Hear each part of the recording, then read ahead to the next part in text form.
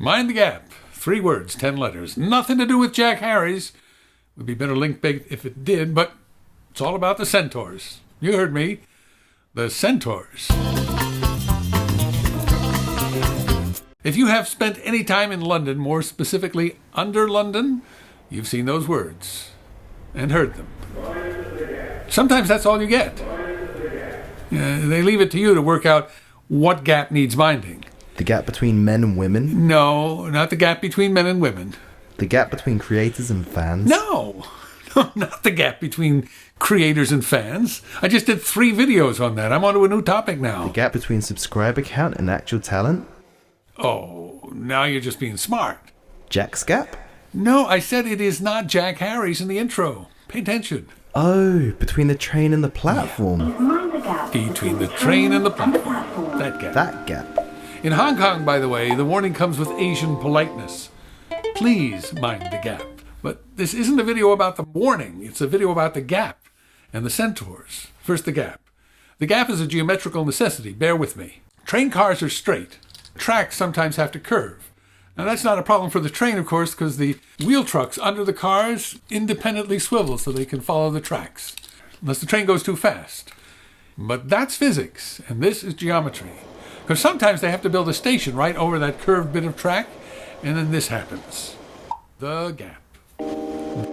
So what's the geometry here? Well, it's chords and arcs. The platform is an arc. It's part of a circle. The tube car is a chord. That's a line segment that touches an arc at 2 points.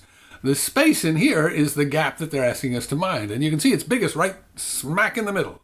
That gap measured at the center of the arc actually has a name. It's the sagitta, which means arrow.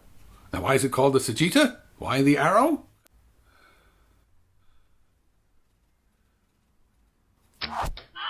Ooh, sorry. Sagitta is the first part of the name Sagittarius, the archer, birth sign for November 22nd through December 21st. Of course, you know what Sagittarius looks like. He's not just any archer. I mean, he doesn't look like Robin Hood or Daryl Dixon or Katniss Everdeen or Oliver Queen or Legolas. Or Hawkeye. I know you've seen this guy. Well, if you live in a city with lots of light pollution, maybe you haven't seen him directly. But if you can get away from the city in August, maybe go to the Canary Islands, you might get a glimpse. Where's my night sky? Ah, okay. There he is. He's half man, half horse. What do they call him? The centaur? No, not the centaur. The archer. They call him Sagittarius. This has always puzzled me. Guy comes galloping up to you on 4 legs. Galloping up. You hear the hoofbeats. And you see horse downstairs, man upstairs. And you go, oh, look, bow and arrow. You must be the archer. He is half man, half horse. And you say, hello, archer. Maybe your eyes are fixed to the bow and arrow because you don't want him catching you staring at his enormous horse penis. In Harry Potter, archery is a common skill among centaurs, but Firenze and his folk are not the centaurs of old. To meet the centaurs of old, I'm going to change my shirt and head over to the Acropolis, local Kirkland restaurant. They serve Italian food, good pizza, grinders, pasta, but for some reason they have a Greek name and a Greek decor, including pictures of the actual Acropolis in Athens, home of the Parthenon, temple to Athena, adorned with brilliant sculptures, including a series depicting centaurs. Or at least it did, until the time of Napoleon, when an English lord got permission from the Turks to remove the sculptures for safekeeping. The Turks were running Greece at the time. The Greeks had no say in it. So if I want to find those sculptures, I have to change my shirt back and head to the British Museum. This gallery holds the Elgin marbles, named for the English lord who looted them, not for Phidias, the sculptor who created them. This series depicts a battle between centaurs and a tribe called the Lapiths. Turns out they're cousins.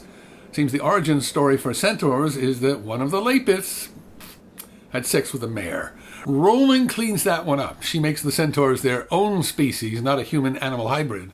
The Lapiths invited their centaur cousins to a wedding, and the centaurs got all drunk and tried to carry away the women. Rowling cleans that up as well. Her centaurs are fierce but honorable. Here on the Parthenon, centaurs are brutish, drunken, rapey louts. And there's not an archer among them. So who was this Sagittarius guy? I really have no idea if he was ever anything other than a sign of the zodiac. Back to the tube. Mind the sagitta. That's the London solution, of course. Outsource the solution to the passengers. Ask them to mind the gap. If they fall in, it's their fault. You warn them. That is not how the New York subway handles things. You try telling a New Yorker to mind the gap, and you know what you'll get? Oh, yeah? Make me. New York City subways obey the same geometric imperatives as London's tube, but the New York Transit Authority knows better than to trust New Yorkers with their own safety. They don't ask you to mind the gap, they just fill it in for you, mechanically. What gap? We got that covered for you. Until next time, I'm Mickeleh.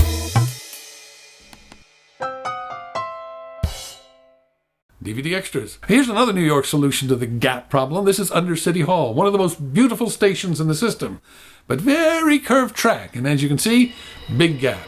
The New York solution? Forget about it. We're not even going to stop the train.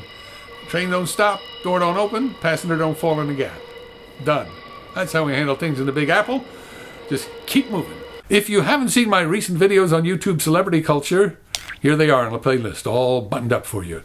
And here's one on that topic from Allie, and one from Charlie, and one from Vicky the Pixie.